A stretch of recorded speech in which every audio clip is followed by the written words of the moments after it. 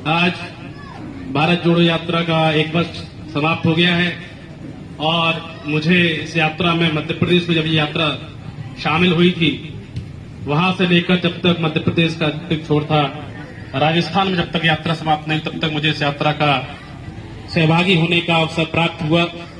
और वास्तविकता में भारत जोड़ो यात्रा हम लोगों के मन में रच और बस गई है।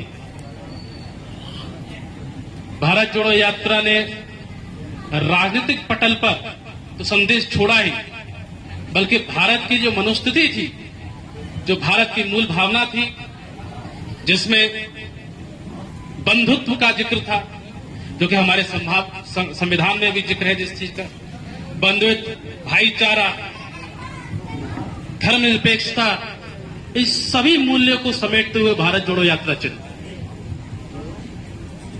केवल 3000 किलोमीटर चलने की, पैदल चलने की ये यात्रा नहीं थी। जिस तरह से विभाजनकारी सत्ता, आज के दौर में जिसको सत्ता के आगे कुछ दिखाई नहीं देता, केवल सत्ता, एन केन प्रकरण सत्ता चाहिए, भाई को भाई से लड़ाकर, हिंदू को मुसलमान से लड़ाकर, जातियों में लड़ाई करा के किसी भी तरीके से सत्ता पे जिनको कब्जे में रहना है, ऐसी शक्तियों के विरुद्ध में इस देश को एकजुट करने का निर्णय भारत जोड़ो यात्रा के रूप में हमारे नेता आदरणीय श्री राहुल गांधी जी ने लिया। आज देखिए क्या हो रहा है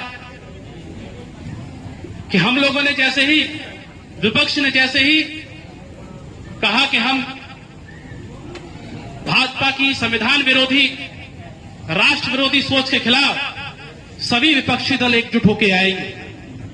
हमने अपने अलायंस का नाम इंडिया अलायंस रखा। जैसे ही हमने अपने अलायंस का नाम, अपने गठबंधन का नाम इंडिया अलायंस रखा, वैसे ही भारतीय जनता पार्टी को इंडिया शब्द से ही चिढ़ हो गई। इन लोगों की इतनी हिम्मत और इतनी हिमाकत हो गई कि इन लोगों ने देश के नाम को भी चैलेंज कर दिया। आजकल इनका गोदी मीडिया, इनके पार्टी के नेता, मंत्री, विधायक, सांसद सब इंडिया को गाली देने के लिए बैठे हुए हैं, लेकिन हम लोग आज या बाबा साहेब की प्रतिमा के नीचे बैठे हुए। बाबा साहेब ने जब सबसे पहले संविधान सभा की जब बैठक की थी, तो हमारे संविधान सभा में जितने भी सदस्य मौजूद थे, जो इस देश के राष्ट्र निर्माता हैं, इस देश के निर्माता हैं, उन लोगों ने सबसे पहला जो चर्चा शुरू की, वो ये चर्चा की कि इस देश का नाम क्या होगा।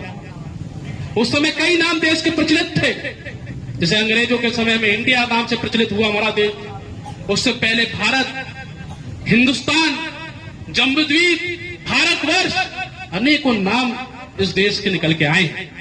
अलग अलग समय पर अलग अलग नाम प्रसिद्ध रहे।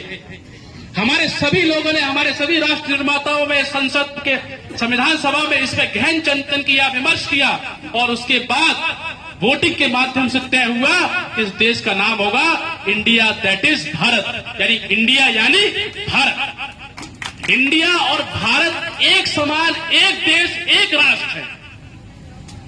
इंडिया और भारत अलग अलग नहीं है। लेकिन आज देखिए, आप देखिए, आज से 10 साल पहले कोई परिकल्पना कर सकता था कि किसी भी पार्टी की इतनी हैसियत, इतनी औकात है कि अपने देश के नाम को ही गाली दे सकती है? क्या हमने कभी सोचा था क्या? जब चक दे इंडिया का गाना बजता था तो हम सीना फुला लेते थे, हमने गाना सुना था, ये मेरा इंडिया, वतन मेरा इंडिया। हम लोग बचपन से इन गानों को सुनते हुए बड़े हुए। क्या आप बताइए, कभी इस नाम पे आपको शर्म महसूस हुई क्या? बताओ, किसी को महसूस हुई? भारतीय जनता पार्टी वाले तर्क देते हैं कि इंडिया तो अंग्रेजों का दिया नाम, औपनिवेशिक नाम है। अरे भाइयों, ये बताइए, जब संविधान सभा ने, डॉक्टर भीमराव अंबेडकर ने, महात्मा गांधी ने, सरदार पटेल ने, जवाहरलाल नेहरू ने, इन जैसे महापुरुषों ने जब इस नाम को इंडिया दिया, तो ये नाम औपनिवेशिक कैसे हो गया? ये भारत और इंडिया हमारा देश है, और जो इस नाम को गाली देगा वह देश का सबसे बड़ा राष्ट्र विरोधी माना जाएगा, कहलाएगा। साथ ही साथ एक और महत्वपूर्ण चीज है कि अगर भारतीय जनता पार्टी की हिमाकत करती है, देश के संविधान के सबसे पहले पन्ने पर जो कुछ लिखा है India that is Bharat, we the people of India that is Bharat, इस संविधान को अपनाते हैं। भारतीय जनता पार्टी अगर इस नाम के साथ खिलवाड़ कर रही है, छेड़छाड़ कर रही है और इसको मिटाना चाहती है, तो ध्यान रखिए संविधान को बदलने की पहली शुरुआत, पहली सीढ़ी इन्होंने पार कर ली है। इन्होंने नया संसद भवन बना के रखा है जिसमें ये चाहते हैं कि नया संविधान लागू हो, इस देश से लोकतंत्र का सफाया हो जाए। इसलिए ऐसी ताकतों के खिलाफ हम लोगों को लड़ने की जरूरत है।